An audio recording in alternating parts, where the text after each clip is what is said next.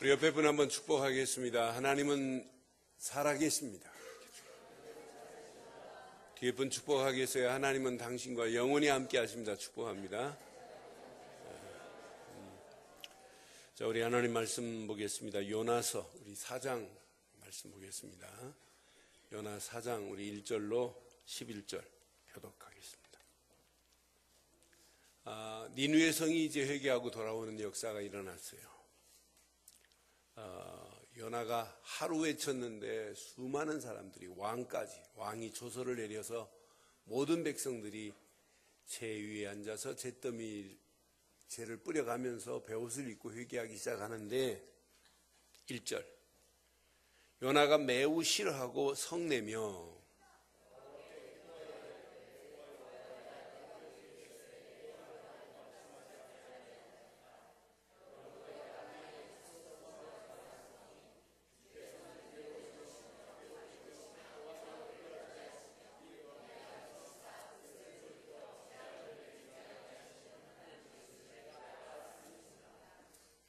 여호와의 원하건대 이제 내 생명을 거두어가소서.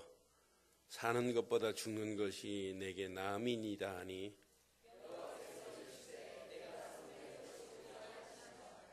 요나가 성읍에서 나가 그 성읍 동쪽에 앉아 거기서 자기를 위하여 초막을 짓고 그 성읍에 무슨 일이 일어나는가를 보려고 그 그늘 아래 앉았더라.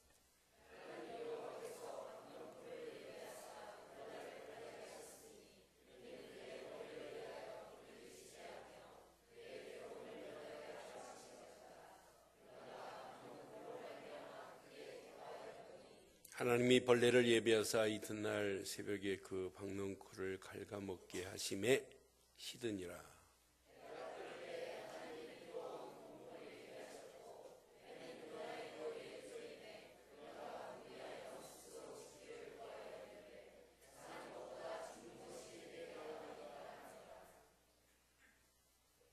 함께 하겠습니다. 하나님이 요나에게 이르시되 내가 이 박넝쿨로 말미암아 성내는 것이 어찌 옳으냐 하시니 그가 대답하되 내가 성내어 죽기까지 할지라도 옳으니이다 하니라. 여호와께서 이르시되 내가 수고도 아니하였고 재배도 아니하였고 하룻밤에 났다가 하룻밤에 말라버린 이 박넝쿨이 아깝거든. 하물며 이 큰 성읍 니느웨의 좌우를 분별하지 못하는 자가 12만여 명이요 가축도 많이 있나니 내가 어찌 아끼지 아니하겠느냐 하시니라. 아멘. 고려 말에 원나라에 사신으로 간 분이 한 분 계세요. 이 원나라 가보니까 우리 고려하고는 다르거든요. 우리 고려는 삼베옷으로 겨울을 내요. 그래서 겨울만 되면 늘 추워서 떨고 사는데 원나라 보니까 명주로 옷을 해 입어요. 그래 얼마나 따뜻해요. 그래 명주의 옷을 근원을 찾아보니까 목화를 재배하네요. 그 순간에 그 사신이 애민 사상이 발동됐어요. 우리 민족애가 이 명주를 만들어서 옷을 입혀야 되겠구나. 근데 목화씨를 가져갈 수 없단 말이에요. 그래서 부통에다 목화씨를 가지고 오신 분이 문익환 목사가 아니라 문익점입니다. 그니 문익점이 목화씨를 딱 가지고 와가지고 자기 장인 정천익이라고 하는 장인과 함께 목화 재배를 해요. 그런데 계속 실패해요. 안 돼요. 근데 마지막 그 목화씨 한 톨이 성공했어요. 그래서 100여 개가 막 이렇게 생기면서 그 씨앗을 받아서 전국에 재배를 하게 했던 것이 고려 말입니다. 그래서 고려가 끝나면서 이 조선시대에 의료의 계통에 계신 분들은 우리나라의 역사 의료를 볼 때 삼배에서 무명으로 바뀐 의료의 역사는 조선시대부터였어요. 그래서 조선시대는 의복혁명의 시대라고 얘기해요. 왜? 삼배 옷을 입다가 문익점시 때문에 목화 재배를 하고 목화를 통해서 명조옷을 입게 되었기 때문에. 그런데 한 분의 그 애민 사상이 새로운 혁명을 일으키잖아요. 저는 요나서를 묵상하면서 마지막 요나에게 이런 사상 하나가 없구나. 이방인들이 저렇게 죽어가는데도 영적 애민 사상이 없구나 라고 하는 생각을 해봐요. 오늘 이 말씀을 요나서를 마감하면서 우리 속에 하나님을 모르고 저주가는 영혼들에게 우리는 명주옷보다 더한 그리스도로 옷을 입혀줘야 되는데, 그리스도로 옷을 입혀줘야 되는데 그게 영적 애민 사상입니다. 누군가는 해야 될 거 아니겠어요? 그럼 요나가 이 일을 하고도 그들이 돌아오는 것을 보고 성내고 화내는 모습을 보면서 요나에게는 이런 영적인 저 이방인들이 구원받는 그 가치를 잘 알지 못하는구나 라는 생각을 해봤어요. 그럼 요나가 왜 저렇게 이방인들이 돌아와서 하나님께 예배하고 회개하고 죄를 뿌리고 있는 모습을 보고 기뻐해야 될 요나가 왜 기뻐하지 못하는가 라고 생각해 보니까 하나입니다. 하나님의 은혜를 모르면 그래요. 은혜를 잃어버리면 그렇게 될 수 있어요. 그 은혜 안에서 하나님이 내게 허락하신 축복을 생각해 보면 당연히 이방인들이 돌아오는 것을 보고 기뻐해야 될 선지자 요나가 화를 내고 있는 그 어리석은 모습을 보면서 우리는 요나서 마지막 장 제목을 이렇게 삼았습니다. 함께 하겠습니다. 받은 은혜와 축복을 온 세상에, 다시 한번 하겠습니다. 시작. 받은 은혜와 축복을 온 세상에 전하는 저와 여러분들 되기를 바랍니다. 자, 오늘 이제 본문을 자세히 확인해 볼게요. 요나는 하나님의 은혜를 망각했습니다. 하나님의 은혜를 망각한 요나를 자세히 보면 뭘 모르냐? 가장 중요한 하나님의 섭리를 몰라요. 그러니까 하나님의 섭리에 오히려 불만을 토로하고 있는 모습이 오늘 요나서 3장의 메시지예요. 아수르, 저 니느웨가 구원받는다는 말이 무슨 말이냐? 저 아수르는 멸망받아야 합당한 것인데 왜 하나님은 심판하지 않고 멸망하지 않고 왜 쟤네들을 저렇게 구원시켜 주시냐는 것에 토로하고 있는 오늘 메시지가 본문의 메시지예요. 저는 확신합니다. 하나님의 섭리와 정반대로 가는 요나의 모습을 보면서 어리석기 그지였구나. 하나님이 원하시는 그 어마어마한 축복의 비밀을 알지 못하니까 결국은, 그래서 지난주 그런 말씀을 드렸습니다. 요나의 선민사상은 폐쇄적 선민사상이다. 요나가 가지고 있는 사상은 철저하게 무슨 사상이냐? 잘못된 편협주의적인 사상에 붙잡혀 있는 요나의 모습을 한번 확인해 보세요. 저는 요나를 보면서 맞다. 자신의 잘못된 사상을 가지고 가면서 그 사상을 끊어버려야 되고 배제시켜야 되는데, 저버려야 되는데 저버리지 아니하고 끝까지 가면서 심지어는 뭐라고 그래요?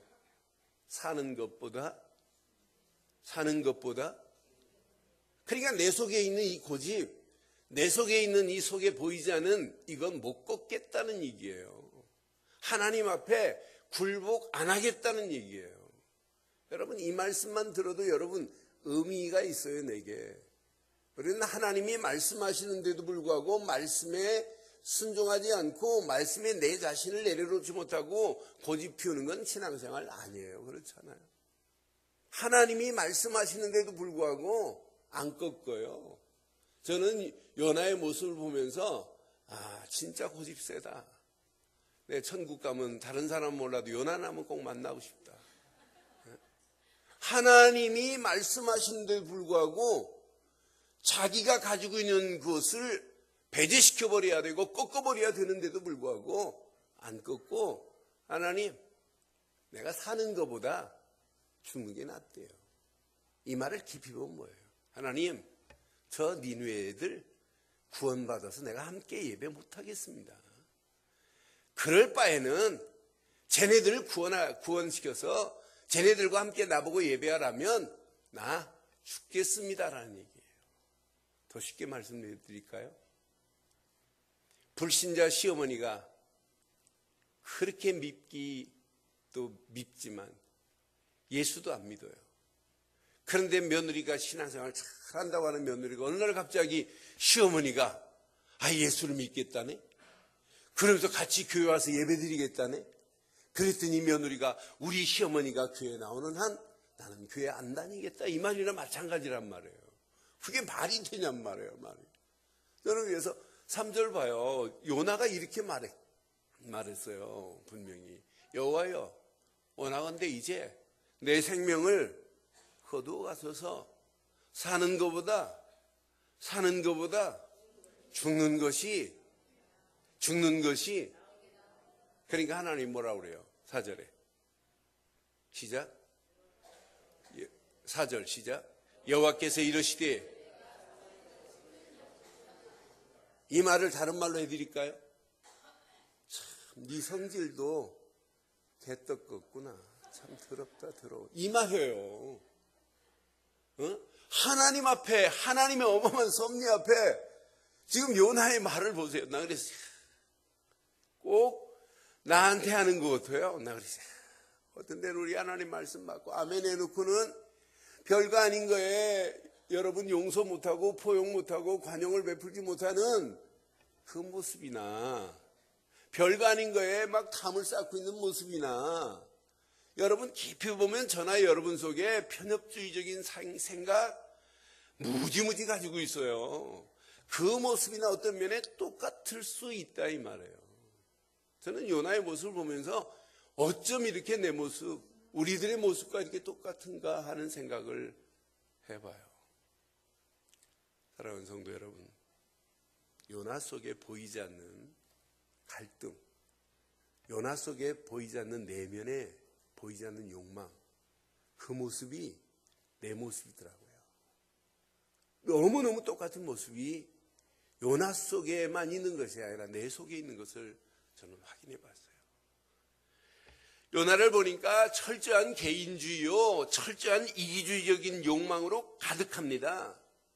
만약 우리가 신앙생활하면서 개인주의요, 이기주의적인 욕망으로 가득하면 여러분 신앙생활의 기준이 세상적인 기준으로 갈 수밖에 없고 결국은 세속화되어질 수밖에 없고 점점 하나님과 교제는 나태해질 수밖에 없고 점점 하나님과 단절되는 삶 속에 살 수밖에 없고 하나님 일에 무관심하고 나중에는 무관심이 아니에요. 하나님 일에 방관할 수밖에 없어요. 이런 사람이 어쩔 수 없이 형식적으로 예배는 드릴 수 있습니다. 아무리 예배를 드려도 말씀을 받아놓고는 말씀 가지고 또 하나님께 따져요.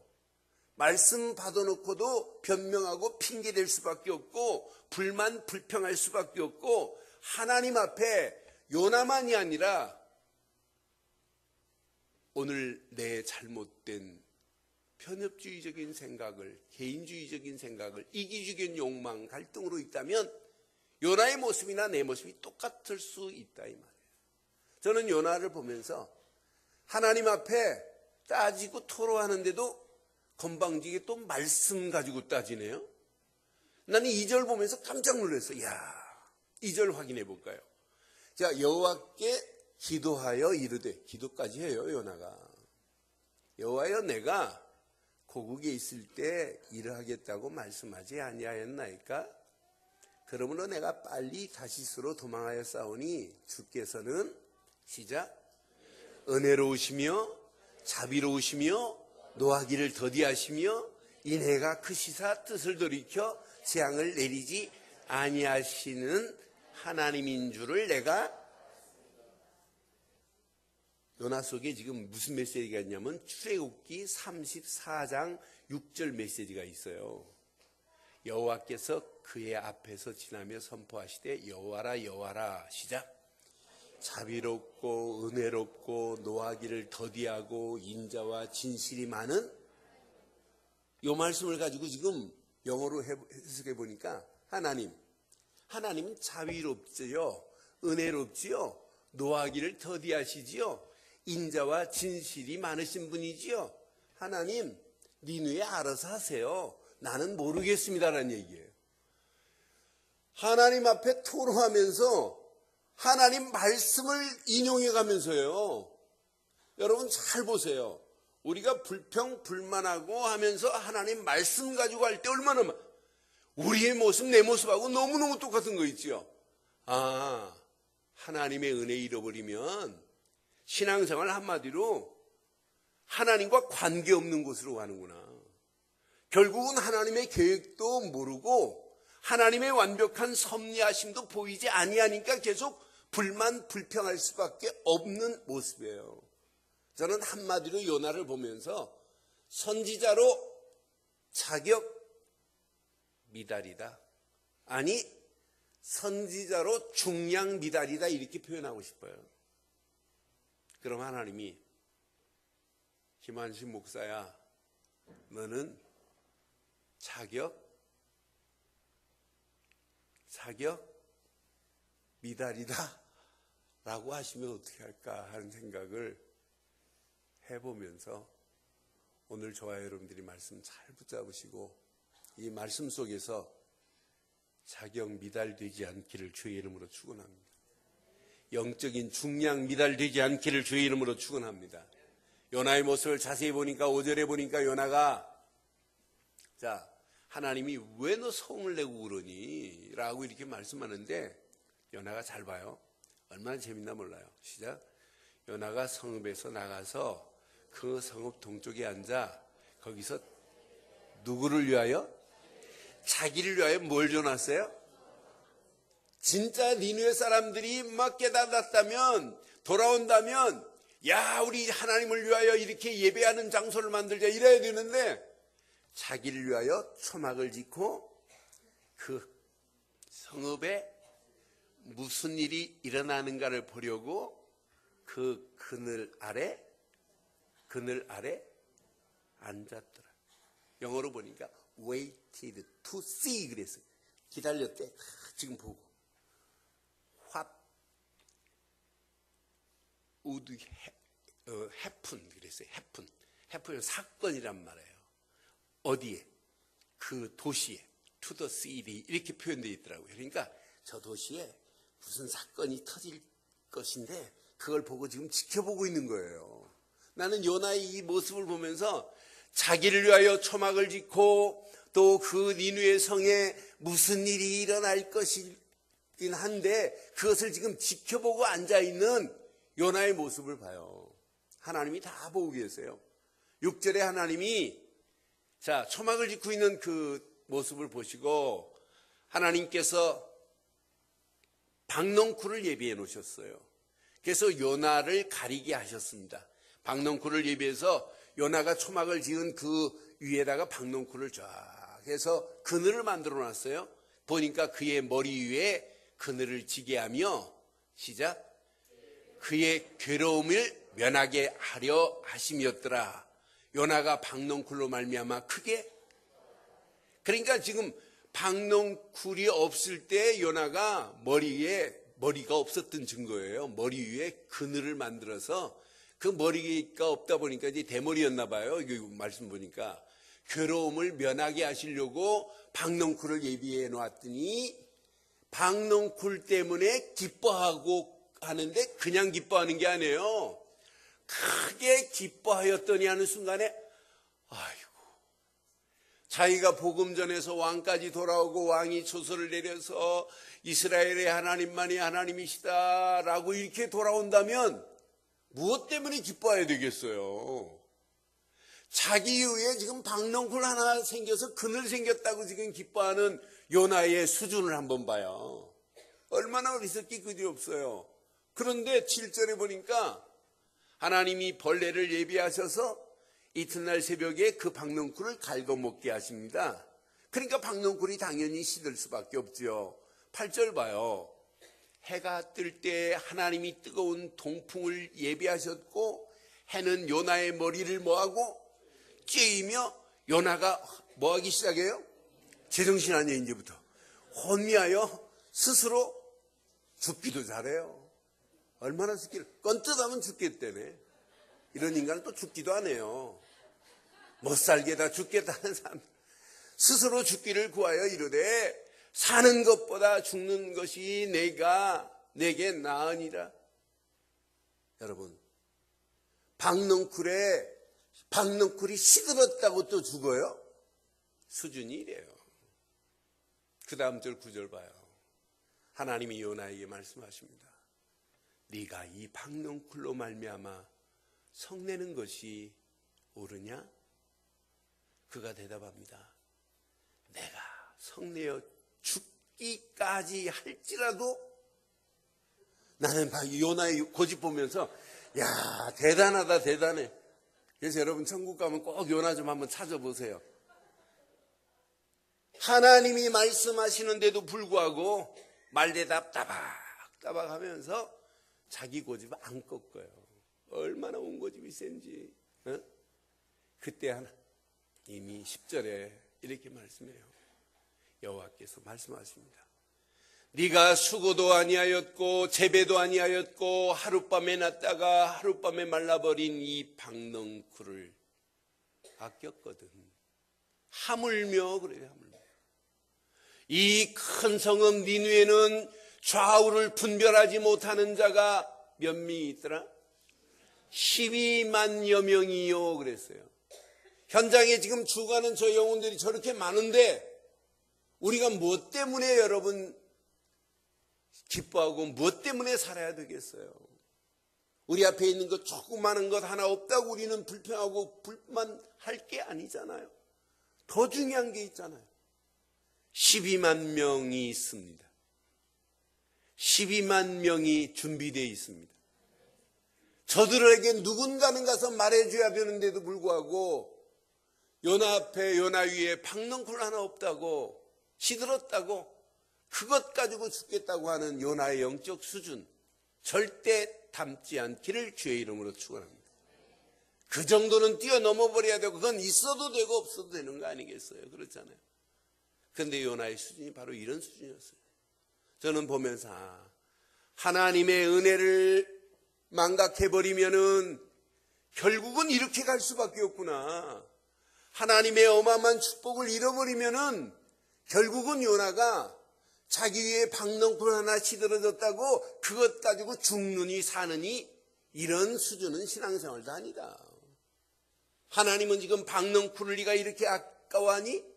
지금 좌우를 분별 못하고 하는 니느웨 성에 12만여 명이 지금 죽어가는데 저들을 어떻게 할 것이냐라고 지금 말씀하시는 말씀 앞에 오늘 저와 여러분들이 바른 하나님의 은혜, 바른 하나님의 축복의 길을 발견하고 그 길을 향하여 달려가는 저와 여러분들 되기를 주의 이름으로 축원합니다. 그럼 오늘 자세히 보세요. 하나님의 은혜와 축복의 길을 발견하시면 돼요. 오늘 두 가지만 잘 기억해 보세요. 하나님의 은혜의 길만 여러분 오늘 찾고 은혜 속에 잠기기를 바랍니다. 하나님의 은혜 속에서 나를 찾아보세요. 여러분 하나님의 은혜가 뭐냐? 하나님의 은혜. 신앙생활은 사역보다 더 중요한 것이 하나님의 은혜입니다. 은혜입니다. 그러니까 창세기 6장 8절에 보면 노아는 여호와의 은혜를 입었더라 그랬어요. 그때 당시 네피림으로 노아의 시대에 모든 사람들이 시집가고 장가고 먹고 마시는 일에만 급급하고 있어요. 그런 현장에 노아는 여호와의 은혜를 입었어요.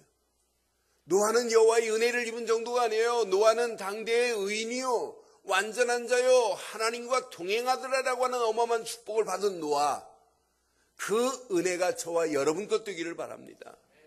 저는 이 땅에 살아가면서 하나님의 은혜 원초적인 근본이 뭐냐고 제게 질문한다면, 하나님이 보내신 예수를 그리스도로 믿고 구원받는 것이 은혜 중에 최고의 은혜인 줄 믿습니다. 아니, 예수를 그리스도로 믿지 않고 어떻게 구원을 받아요? 예수를 그리스도로 믿는 순간에 하나님 만나는 새로운 산길이 열려지는 것이요, 예수를 그리스도로 믿는 순간에 죄와 저주의 세방을 받는 것이요, 예수를 그리스도로 믿는 순간에 마귀 자녀였던 우리가 하나님 자녀로 바꾸어지는 것이 하나님의 전적인 은혜입니다. 그래서 에베소 2장 8절에 하나님의 은혜로 인하여 믿음으로 말미암아 구원을 얻었나니 이는 하나님의 선물입니다. 하나님의 최고의 선물이 뭐냐? 하나님이 보낸 예수를 그리스도로 믿기만 하면 구원이라는 최고의 선물을 주신 줄 믿어요. 하나님 편에서는 믿음이 구원이 아니에요. 하나님 편에서는 은혜가 구원이고, 인간 편에서는 하나님이 보내신 예수를 그리스도로 믿을 때가 구원입니다. 그러니 하나님의 은혜로 예수를 그리스도로 믿기만 했는데 하나님 자녀 되었으니 이것만큼 은혜가 어디 있겠어요? 그런 은혜의 사람에게 하나님은 그냥 두지 않습니다. 하나님은 계속해서 은혜의 사람, 믿음의 사람, 구원받은 하나님의 자녀에게 성령으로 인도하시고 역사하시면서 성령의 내주하심과 인도하심과 역사하심을 맛보게 됩니다. 성령도 은혜의 성령이에요. 성령은 깨닫게 하고 생각나는 영이시지만, 진리의 영이시지만, 보혜사 영이시지만은 히브리 기자는 분명히 말해요. 은혜의 성령을 욕되게 하지 말라고. 하나님이 은혜로 우리에게 보내신 분도 성령이십니다. 우리가 몸부림쳐서 된 게 아니잖아요. 전적인 하나님의 은혜로 우리에게 보내신 성령 안에 있다는 것이 얼마나 감사해요. 그런데 정말 멋있는 건 성령 안에서 우리의 발걸음을 뗄 때 하나님은 임마누엘로 지금 나와 함께 하시는데, 어떤 때는 내 앞에 계시기도 하고, 어떤 때는 내 뒤에 계시기도 하고, 어떤 때는 내 옆에 계시기도 하고, 하나님은 어떤 때는 먼저 가셔서 그 일을 진행하시기도 하시는 임마누엘의 하나님이 나의 하나님이신 줄 확신합니다. 하나님이 우리에게 보내신 예수, 그를 그리스도로 믿는 순간에 영적인 지긋지긋한 문제에서 벗어났다, 이것만큼 축복이 어디 있어요? 죄와 저주의 세방을 받았다, 이것만큼 하나님의 은혜의 복이 어디 있어요? 아니, 마귀 자녀가 하나님 자녀로 바뀌어졌다, 이것만큼 축복이 어디 있어요? 교회를 열심히 다녀야 구원이 아니라 하나님이 보내신 예수를 그리스도로 믿을 때 하나님의 은혜로 구원의 반열에 세워주시고 구원의 자리에서 하나님을 예배하는 축복을 누릴 수 있는 것은 하나님의 은혜 중에 최고의 은혜가 되는 줄 믿습니다. 우리의 생각, 우리의 마음, 영혼 깊숙한 곳까지 오직 하나님의 은혜 속에 잠기기를 주의 이름으로 축원합니다. 하나님의 은혜 속에 푹 잠기면 나라고 하는 존재가 무너지기 시작해요. 내 깊이 지금 숨어있는 내면에 여러분, 요나보다 더한 것이 내게 있을 수 있어요. 요나보다 더 심각한 문제가 내게 있을 수 있어요. 나밖에 모르는, 오직 나밖에 모르는 그런 이기주의, 그것도 얼마나 팽배해요. 그런 것이 있다 할지라도 하나님의 은혜 속에 깊이 잠기기만 하면 모든 것이 뛰어넘어지는 역사가 있게 될 줄 믿어요. 신앙생활은 하나님의 은혜에 잠겨야 돼요. 저는 누가 뭐래도 사역이 아니다, 일 안 중요해요. 그렇지 않아요? 아니, 신경질 내고 불만 불평하면서 일하는 거 하나님이 기뻐하겠어요? 여러분, 불평하고 불만하고 불신앙하면서 하나님의 교회 일을 한다면 그건 딱 스탑하셔야 돼요. 하나님의 은혜로 하시기를 바랍니다. 하나님의 은혜에 잠기기만 하면 돼요. 그래서 바울은 늘 나는 날마다 죽노라라는 고백을 바울이 늘 했던 이유가 바로 그거예요. 심지어는 갈라디아서 2장 20절처럼 내가 십자가에 못 박혔나니 이제 내가 사는 것이 아니라 내 안에 그리스도가 사시는 것이라. 그러면서 하나님의 은혜 속에 잠겼던 바울의 모습이 저와 여러분들 모습 되기를 바라요. 하나님의 은혜 속에서 그냥 따라가는 게 신앙생활이에요. 어떤 환경이 와도 하나님의 은혜 속에서 예배하는 자는 하나님이 말씀을 주십니다. 말씀 붙잡고 말씀의 흐름을 따라가기를 바랍니다. 말씀 붙잡고 말씀의 흐름을 따라가면 말씀에 순종하라가 아니라 순종할 수밖에 없어요. 하나님, 이렇게 완벽하게 하나님 말씀 주심을 감사합니다. 오늘도 이 말씀만을 따라갈 때 하나님의 역사하심을 맛보게 하옵소서. 말씀 따라가는 거예요. 신앙생활은 말씀보다 앞서가는 게 아니에요. 말씀을 따라가는데 말씀 안에 모든 축복이 다 있어요. 말씀을 따라가다 보니까 하나님이 원하는 게 보이기 시작해요. 하나님, 이것 때문에 내가 공부해야 돼요. 하나님, 이것 때문에 내가 일해야 되겠습니다. 이것 때문에 내가 사업해야 되겠습니다. 이것 때문에 우리 늘 좋은 교회를 이곳에 세우셔서 복음의 깃발을 날리게 하심을 감사합니다. 보이게 되어 있다니까요.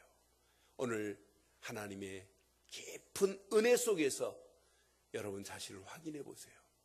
누가 뭐래도 여러분은 은혜의 사람입니다. 은혜의 사람입니다.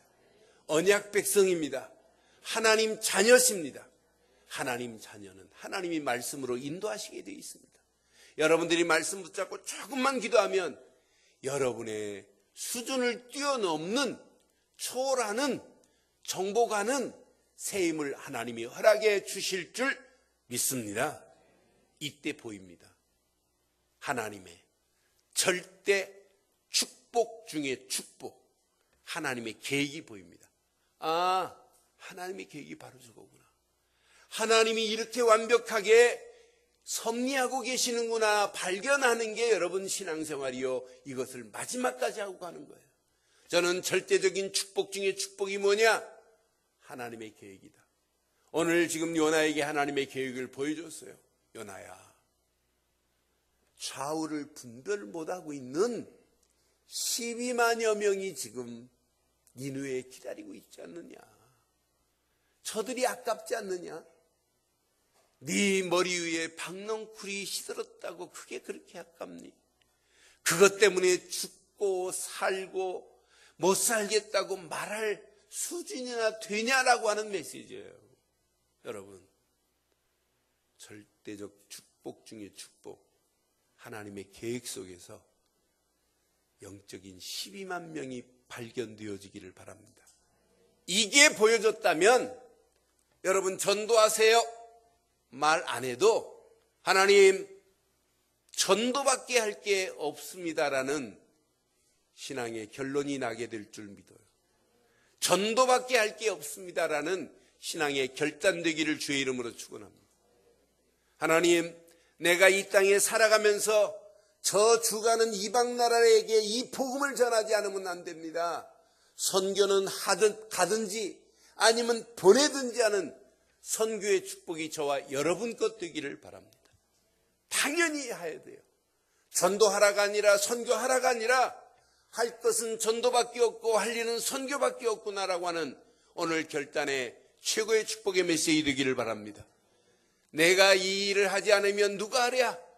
이사야가 고백합니다. 내가 여기 있사오니 나를 보내소서라는 이사야의 고백을 붙잡으시고 여러분들이 평생 전도 안에 선교 안에 하나님의 절대적 축복이 숨어 있다는 사실을 기억하시면서 그 안에 쓰임받기를 바랍니다.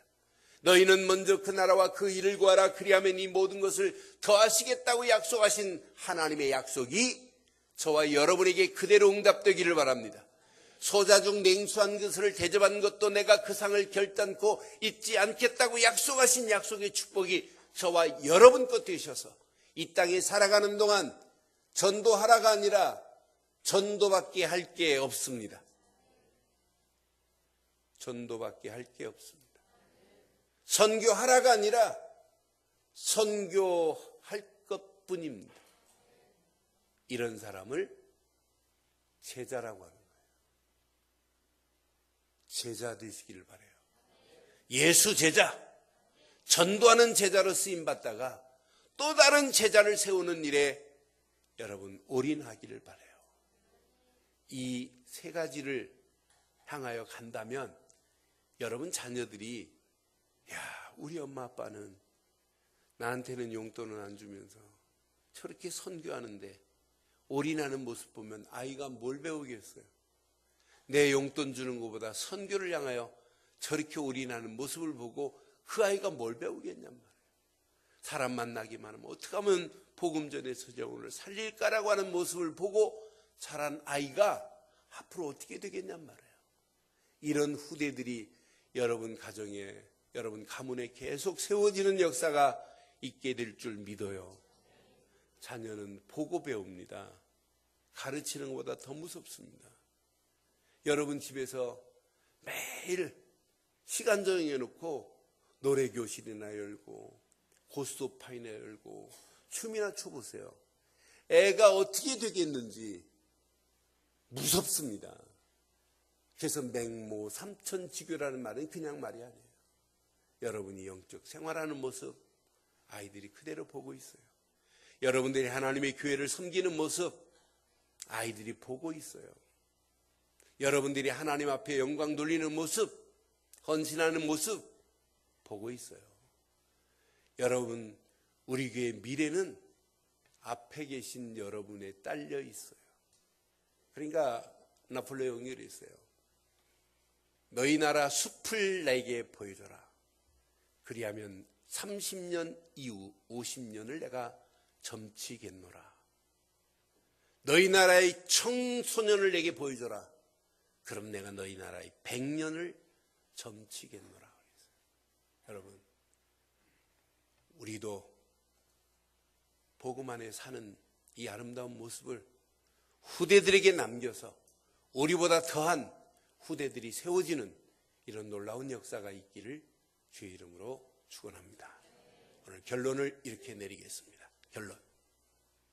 저는 요나 속에 보이지 않지만 깊이 숨어있는 내면의 문제들을 요나서를 읽으면서 확인했어요.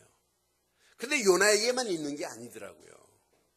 하나님이 원하지 않는 잘못된 곳에 잘못된 부분들이, 하나님이 원하지도 아니하시는 부분들이 내 안에도 뿌리 내려 있고 그런 체질이 되어 있고 그런 각인된 것들이 한두 가지가 아니더라고요. 요나에게만 있는 게 아니에요. 내게도. 그래서 오늘 결론을 이렇게 내리려고 합니다. 나를 오직 복음으로 바꾸자. 나를 오직 복음으로 바꾸는 한 주간 되기를 바랍니다. 여러분의 생각 속에도 오직 복음, 잘못된 생각이 빠져나갈 때까지 생각을 복음으로 바꾸는 거예요. 여러분 마음에 잘못된 체질이 있다면 그 체질을 바꾸려고 하지 말고 오직 복음으로 여러분 심어보세요. 어느 시간표가 되면 체질도 개선될 줄 믿어요. 여러분이나 제 속에 오직 복음으로 여러분 바꿔가기 시작하면 어느 시간표가 되면 여러분 영혼 깊숙한 곳까지 복음이 뿌리 내려지고 체질되고 각인되어지는 역사가 있게 될 줄 믿습니다. 그래서 여러분 복음으로 뿌리를 깊이 내려서 생각도 마음도 영혼도 바뀌어지는 역사가 있기를 바랍니다. 여러분 복음에 깊이 뿌리 내리면 어느 시간표가 되면 체질도 개선됩니다. 그러면서 여러분 각인됐다. 이때부터 여러분 가는 발걸음, 자신을 뛰어넘고 하나님이 원하는 어마어마한 축복의 자리에 세움을 받는 역사가 있게 될 줄 믿습니다. 두 번째, 나를 바꾸는 사람들이 교회는 모여져야 돼요. 오직 복음으로 바뀌어가고 있는 사람들이 교회에 모여지면 서로 이해가 돼요. 서로 포용할 수 있어요. 서로 관용을 베풀 수 있어요. 사랑의 띠로 하나가 되어지는 게 교회예요. 그래서 저와 여러분들이 복음으로 바뀌어진 여러분들이 하나가 되어서 교회의 영적인 분위기를 바꿔서 제2의 새로운 시작의 역사가 일어나기를 바랍니다. 지금부터 여러분들은 누구도 어떤 사람도 비난하고 비판하지 마세요. 내 눈에 있는 어마어마한 들보가 있는데 남의 눈에 티를 가지고 말하지 말라고 마태복음 7장에 분명히 말씀해요. 여러분, 내 것을 먼저 빼고 다른 사람을 도와줘야 되는 거지, 우리가 감히 누구를 원망하고 누구를 비난할 수 있겠어요? 아무도 비난할 수 없어요. 그래서 저와 여러분들이 오늘 이 말씀을 통해서 원망도 불평도 불신앙도 다 무너지고 오직 복음으로, 오직 말씀으로, 오직 기도로, 오직 전도로 우리 늘 좋은 교회 분위기를 바꾸는 저와 여러분들이 되기를 주의 이름으로 축원합니다. 이런 사람이 현장에 움직였다. 현장의 시스템들이 세워지기 시작해요. 현장도 바뀌어지는 역사가 일어나요.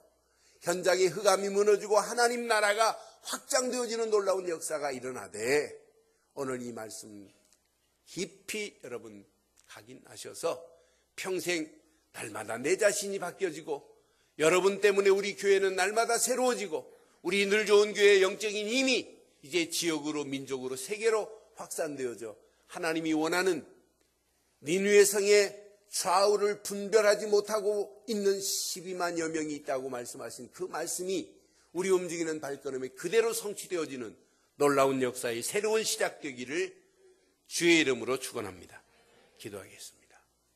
오늘 메시지 가슴에 새기시고 이 시간 우리 한 음성으로 한번 기도하겠습니다.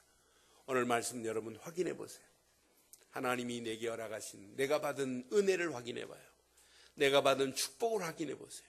온 세상을 향하여 전하라가 아니라 전할 수밖에 없는 오늘 메시지를 한번 확인하면서 이 시간 우리 한 음성으로 한번 기도하겠습니다. 함께 기도합니다. 살아계신 하나님, 전능하신 하나님 은혜 감사합니다. 오늘 요나서 4장의 말씀을 통해서 하나님의 은혜를 망각한 요나, 하나님의 섭리에 불만을 토로하는 요나, 요나 속에 깊은 갈등과 욕망의 모습을 찾아내게 하심을 감사합니다. 하나님, 하나님의 은혜 속에서 나를 발견하는 한 주간이 되게 하옵소서. 내 생각, 마음, 영혼 깊숙한 곳까지 오직 복음 되신 그리스도로 충만하게 하시고, 하나님 이 땅에 살아가는 동안 하나님의 절대적인 축복, 그 축복 중의 축복, 하나님의 섭리, 하나님의 계획을 발견하게 하시되, 전도하라가 전도할 수밖에 없는 축복으로 인도하시며, 선교하라가 아니라 선교할 수밖에 없는 모든 축복으로 우리를 인도하시며, 이 땅에 살아가는 동안 제자로 쓰임받다 또 다른 제자가 세워지며, 이 축복이 우리 후대에게 전달되어서 하나님이 원하시는 전도와 선교의 제자의 가슴을 가지고 후대들이 세워질 수 있도록 인도하옵소서. 한 주간 복음으로 나를 바꿔주시옵소서.